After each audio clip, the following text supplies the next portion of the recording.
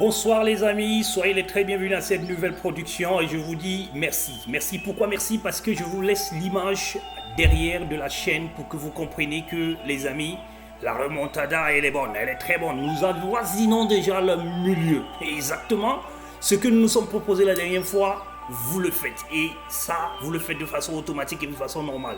Je tenais absolument dans cette vidéo vous témoigner ma reconnaissance parfaite parce que je peux dire que c'est inédit.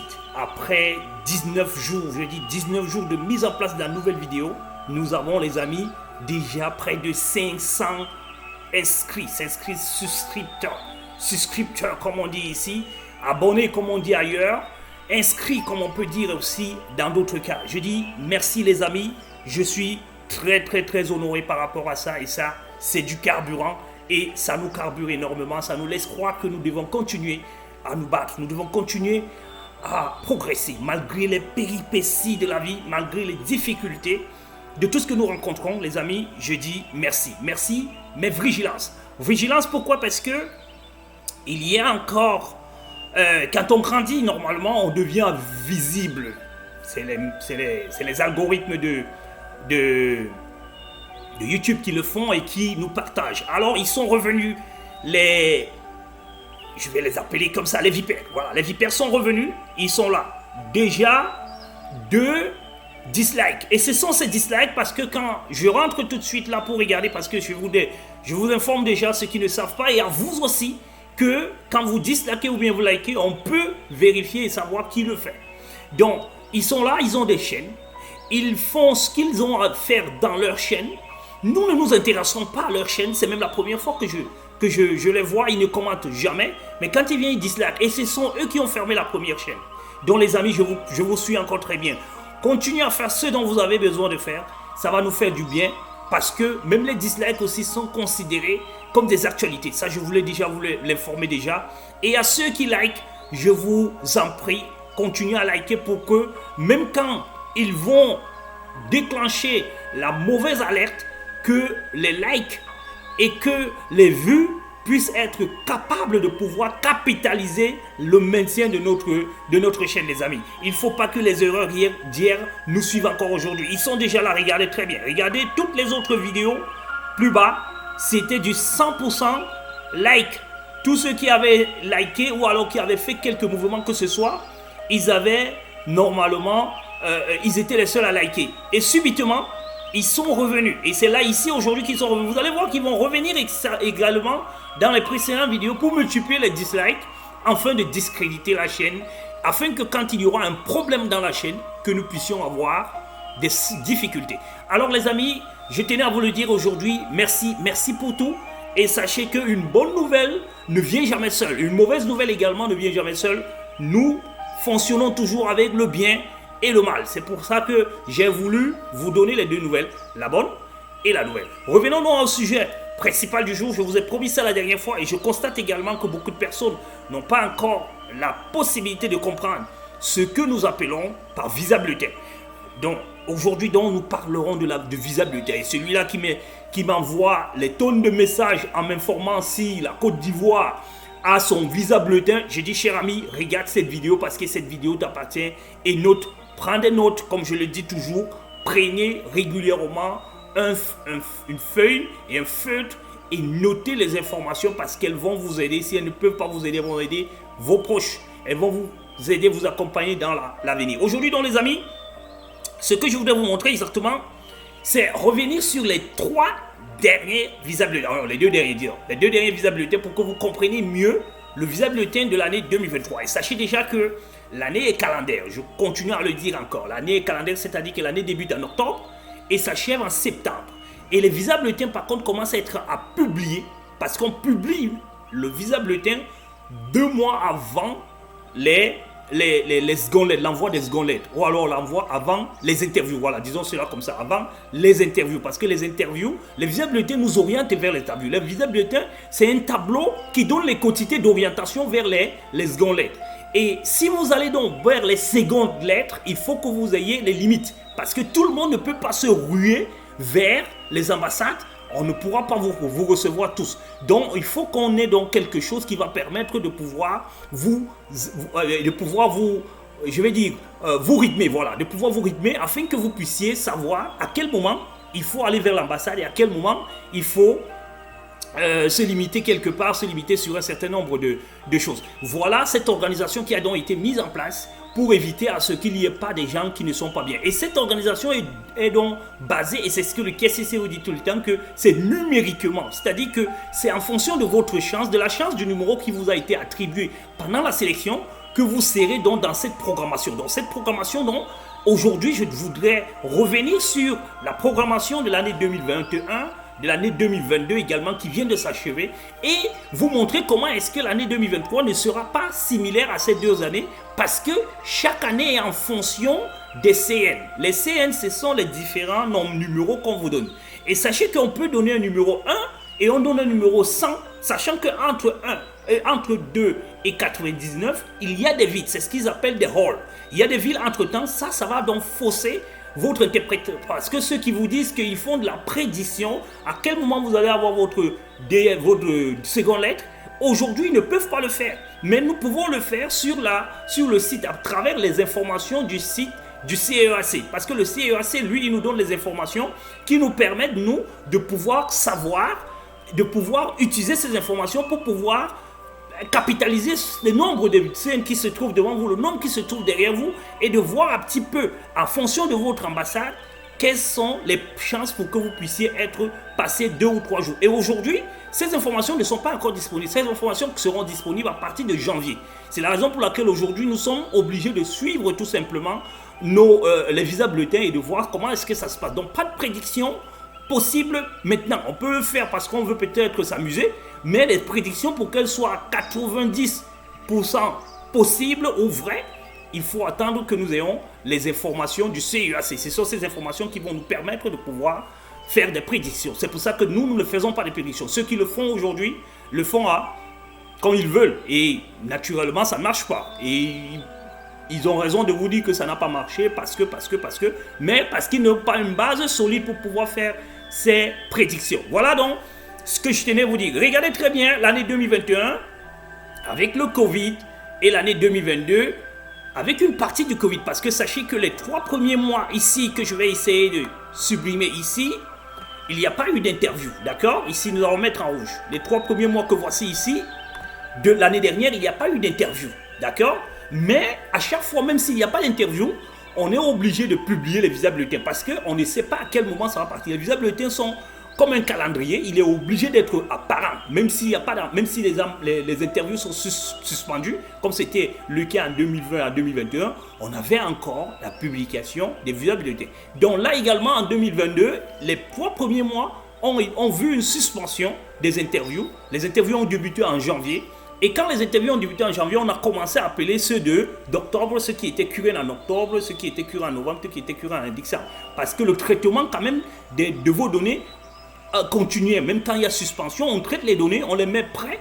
Dès que la réouverture des inscriptions est faite, on envoie tout simplement vos données pour que vous passiez l'interview. Voilà ce que je tenais à vous dire ici, donc pour vous dire que les années ne se suivent mais ne se ressemblent pas. Comme j'ai l'habitude de vous dire que les cases se suivent et ne se ressemblent pas. Les cas se suivent et ne se ressemblent pas. Ce n'est pas parce qu'il y a un cas qui ressemble au vôtre, parce qu'il est single, vous êtes single, les questions qu'on va lui poser, on va vous les poser. Non, c'est votre dossier qui va entraîner vers les sujets. Et ce sont ces sujets que vous devez anticiper aujourd'hui pour traiter, pour trouver des solutions, pour apporter des solutions.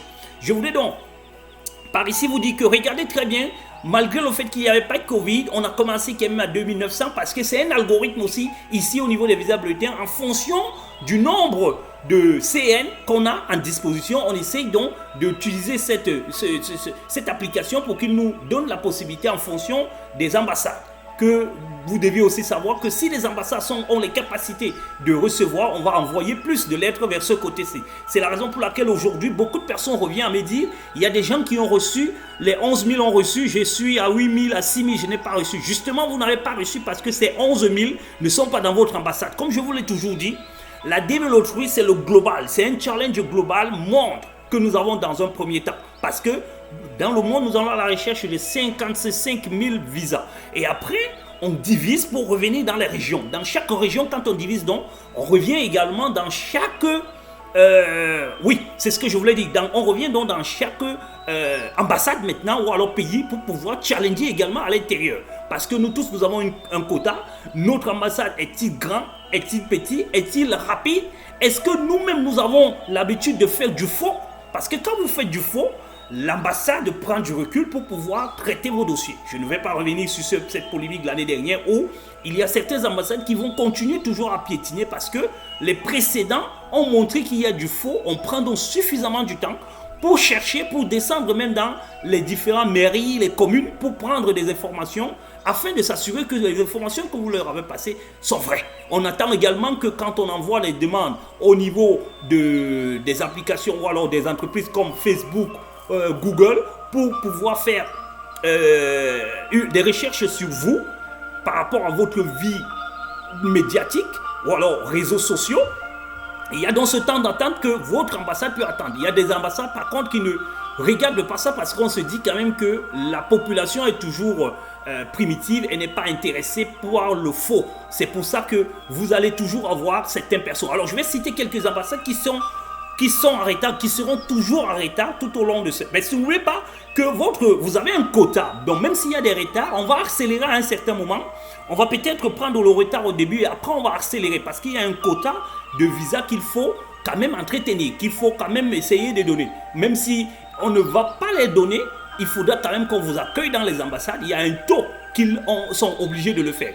Mais ne vous inquiétez pas les amis, il y aura ce retard. Alors l'ambassade de la RDC est toujours en retard et sera toujours en retard. Par contre, il y a plus de sélectionnés de ce côté-là, il y a plus de demandes de visa, il y a plus de refus dans cette ambassade également, ça sera le cas. L'ambassade de Togo-Lomé également, parce que ces derniers temps, les services d'immigration ont envoyé du personnel dans les différentes ambassades pour pouvoir soutenir, pour pouvoir permettre à ce que les différents types, les différentes catégories de visas, parce que ce n'est pas seulement la DV le truc qui traîne, il y avait aussi les visas, les autres visas non immigrants également qui traînent également dans ces ambassades. Et il y a eu donc un certain nombre important de personnel qui a été formé à Baltimore et qui a été expédié dans les différentes ambassades pour apporter du soutien aux employés des ambassades locales. Donc n'oubliez pas que les ambassades comme le Cameroun sont des bonnes ambassades qui sont super grandes, peut-être parce que c'est un pays anglo et bilingue, enfin je vais dire bilingue, français et anglo. Peut-être qu'ils trouvent facilement du personnel là-bas pour pouvoir pallier, pour pouvoir compléter ou alors accomplir les besoins de l'ambassade. Contrairement à d'autres pays où il est difficile de trouver quelqu'un qui a un background important en anglais. C'est ce que je voulais vous dire. Donc sachez que en RDC, à Lomé et au Sénégal, voilà les trois. Comme je vous l'ai toujours dit, en fonction de la population qui se trouve dans nos réseaux sociaux, dans notre chaîne, c'est comme ça que nous allons orienter. Et ça, je me suis limité sur l'Afrique. Donc ça, c'est un État exclusivement Afrique. Il n'y a pas l'Europe, il n'y a pas tous ceux qui sont exceptés là-dedans, c'est exclusivement Afrique. L'année dernière, l'année 2021, l'année 2022, 2023, exclusivement Afrique. Regardons donc très bien ces visas et regardons comment est-ce que ça se passe. Parmi les 3 dernières années, la première année où, en fait, je vais dire le nombre le plus important, c'est l'année 2023. On a commencé à 57 000 pendant que l'année dernière, on était à 2675 et ici 2900. Pourquoi? Parce que cette année, il y a des petits CN. Je peux aujourd'hui le dire avec autorité. Il n'y a pas beaucoup de petits CN. Il n'y en a pas beaucoup. Parce que sachez que quand ils font des tirages, parfois, on a beaucoup de CN qui se concentrent sur les numéros moins de 1000, moins de 2000, moins de 5000. Aujourd'hui, on n'a pas beaucoup. Il y en a, mais pas énormément comme on a l'habitude. Par exemple, l'année dernière, il y avait beaucoup. Je peux même rentrer dans les données CEAC de l'année dernière pour vous prouver qu'il y avait beaucoup. C'est pour ça qu'on a commencé très tôt. On est monté à 5700, à 5300. On est passé à 700. Vous voyez donc qu'en 3 mois, on a fait 700 CN, à 700 000 CN, voilà, disons-le, 7000 CN, 7000, pas 700 000, 7000 CN en 3 mois. Et pourtant ici, au niveau de cette année, on est à 9000 sur les 3 premières années. Vous comprenez donc très bien que cette existence de petits CN cette année est possible et est véridique. L'année 2021, par contre, également, avait des petits CN parce que elle s'assimilait un petit peu par rapport à cette année. Pendant qu'on était à 2900, on est passé à 2600. Ici, on est à 2600, on est à 5100, on est à 5500. Et là, pile poil, on est à 7000 comme en 2021. D'accord? Donc sachez donc que c'est le cas. Et regardez ce qui se passe en janvier 2023. On fait un grand bond qu'on n'avait jamais vu dans les 2 précédentes années. On a quitté, on a rajouté 3000. On était toujours dans un quotité de 3000. Mais alors, regardons très bien en 2022. 2022, on est quitté de 13 500 à 20 000, les amis. 20 000. Pendant ce temps, on a commencé à faire de bons. Et pourquoi? Parce que à cette date-ci, il y avait déjà le début, comme je vous l'ai dit toujours, il y avait déjà le début des remises des visas. Et on avait déjà traité énormément de dossiers. Les dossiers étaient déjà traités parce que tous ces 3 mois où j'ai mis le rouge, il n'y avait pas d'interview, il n'y avait pas de visa accordé. Tout ce que le KCC faisait en ce moment-là, c'était le traitement des dossiers. On traitait les dossiers pour pouvoir les mettre prêts à passer l'interview. Donc, ce qui fait donc que comme les dossiers étaient déjà traités, à partir de janvier, ils ont mis 13 500. Et après, en février, ils sont passés à 20 000. En mars, ils sont passés à 21 000. Et ils ont doublé en avril parce que les dossiers étaient déjà traités. Ça, c'est pour cette raison. C'est pour ça qu'il ne faut pas en aucun cas imaginer que ce qui s'est passé en 2022 va se passer en 2021, en 2023. C'est impossible, les amis. Ça ne se passera pas ici. Ici, il y a eu 3 mois de vacances, on peut le dire comme ça. Pas d'interview. Il y a eu le temps pour les ambassades et pour le KCC de préparer les dossiers, de s'assurer que tout est bon. Mais là, tout se passe en live. C'est-à-dire quoi? C'est-à-dire que maintenant, on a ouvert la vanne pour mettre 20 000. Il faut maintenant que tous les dossiers qui sont à l'intérieur de 0 à 20 000 soient déjà traités et soient appelés à passer leur interview. Il faut les traiter maintenant. Il n'y a pas eu de temps mort pour pouvoir les traiter. C'est la raison pour laquelle on ne peut pas penser que le mois prochain, on va se retrouver peut-être à 21 ou à 50 000. Non, mais nous, on va continuer à suivre pour pouvoir s'assurer ou retrouver la partie où les CN sont les plus concentrés. Pour le moment, ce n'est pas au niveau du fond. Peut-être que c'est après 20 000. Je soupçonne que ça doit être après 20 000 qu'il y a concentration absolue des CN. C'est pour cette raison qu'ils ont fait le bon. Mais just wait and see. Nous attendrons le prochain visa bulletin pour pouvoir déterminer si ce que nous pensons est vrai. Et en plus, nous attendons donc les données du CEAC pour avoir la matérialisation, comme je l'ai toujours dit, pour quitter dans le rêve, pour quitter dans l'imagination, pour quitter dans la sorcellerie de certaines personnes et pour revenir donc dans le réel en disant voici les données qui nous laissent croire et qui nous laissent conclure que voici ce qui va se passer. Voilà un petit peu, les amis, j'espère vous avoir orienté. Je demande à tous ceux qui ne suivent pas les vidéos, qui viennent poser des questions, de suivre les vidéos, parce que s'il y a une question qui est répondue dans la vidéo, je ne serai pas poli de ne pas répondre, parce que vous voyez que la différence avec les autres, je réponds à toutes les questions, même si je ne vous satisfais peut-être pas, même si je ne réponds pas avec beaucoup de largesse, mais j'essaie quand même de vous dire au moins bonjour. Bonsoir les amis, et à très bientôt pour la nouvelle publication. Au revoir.